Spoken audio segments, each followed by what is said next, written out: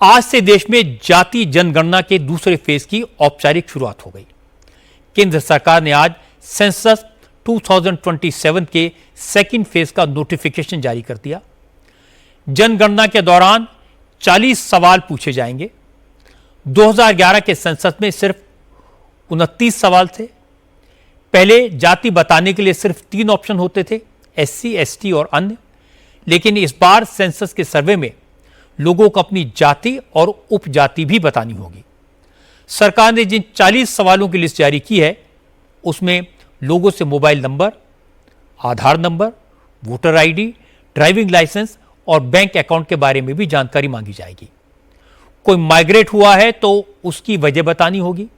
यह भी बताना होगा कि उन्होंने कोविड वैक्सीन कब और कहां लगवाई। सारा डेटा डिजिटली कलेक्ट होगा। 17 अगस्त से 31 अगस्त तक सेल्फ एनुमरेशन का भी ऑप्शन मिलेगा। इसका मतलब है कि आप खुद डिजिटली अपना सेंसस फॉर्म फिल करके सबमिट कर सकते हैं। इसके बाद अगले साल फरवरी से सरकारी कर्मचारी घर घर जाकर डेटा कलेक्ट करेंगे। सरकार ने साफ किया है कि जनगणना के दौरान कलेक्ट किया गया डेटा पूरी तरह से कॉन्फिडेंशियल होगा, इसे पब्लिक नहीं किया जाएगा। आरटीआई के जरिए भी कोई इसकी जानकारी नहीं ले पाएगा। जातिगत जनगणना से विपक्ष के नेता भी खुश हैं, लेकिन कुछ नेताओं ने कोविड वैक्सीन की जानकारी मांगने पर आपत्ति जताई। सुप्रिया सुले ने कहा कि कोविड वैक्सीन लगाते वक्त आधार नंबर लिया गया था, तो इसका डेटा तो पहले से ही सरकार के पास है, इसलिए सरकार को बताना चाहिए कि दोबारा डेटा लेने का क्या मकसद। इसका हम स्वागत ही करते, क्योंकि हमारी मांग ही थी। हमारी मांग आज पूरी हो रही है, तो अर्थात तो हमको अच्छा ही लगेगा ना। मेरे ख्याल से कास्ट सेंसस का डिटेल्स ही हमारी मांग थी, तो वो मांग पूरी हो रही है। और सब जगह हमें अभी तो नहीं दिख रहा है, एक ही राज्य का सुनने में और पढ़ने में आया है। और मेरे ख्याल से कोविड का टीका का क्या कॉन्टेक्स्ट है वो पूछना पड़ेगा। लेकिन जब कोविड का टीका लगाया था तब आधार कार्ड सबको दिया था, तो वो इंटरलिंकेज इजीली सरकार कर सकती है टेक्नोलॉजी यूज करके। तो ये सवाल क्यों पूछा जा रहा है वो पूछना पड़ेगा। और महाराष्ट्र में अभी तक तो वो नहीं पहुंचा है, लेकिन जब आएगा तो कलेक्टर से हम पूरी मांग करेंगे कि इसकी डिटेल में हमें समझा दीजिए कि कैसे हो रहा है। लेकिन गिरिराज सिंह ने जनगणना के मुद्दे पर राहुल गांधी को निशाने पर लिया। गिरिराज सिंह ने कहा कि राहुल गांधी जाति की बहुत बात करते हैं, अब उन्हें अपनी जाति बतानी पड़ेगी। अब देश को पता लगेगा कि राहुल हिंदू हैं या किसी दूसरे मजहब को मानते हैं। ये है नरेंद्र मोदी की सरकार जो वंचितों को सम्मान करने का काम करते हैं।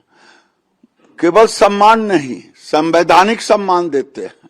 और जाति जनगणना जब होगी तो राहुल जी आप कौन सी जाति में आओगे ये आपको बताना पड़ेगा। और आपके दोहरी सदस्यता वाला भी अब पोल खुलेगा, और भी राज खुलने वाला है। मुझे तो डर है कहीं ये जबान राज खुलने से पहले ही निकल न जाए। ये कभी कुर्ता पे जनेऊ, कभी टोपी, कभी त्रिपुंड, कभी क्रॉस।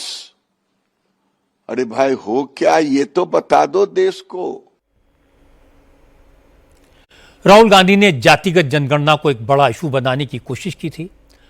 अब सेंसस में जाति की गणना की जाएगी तो उस समय उठे हर सवाल का जवाब अपने आप मिल जाएगा। जनगणना में बाकी जो सवाल पूछे गए हैं उनके जवाब आने के बाद देश के लिए, राज्यों के लिए, जिलों के लिए लॉन्ग टर्म प्लानिंग करने में मदद मिलेगी।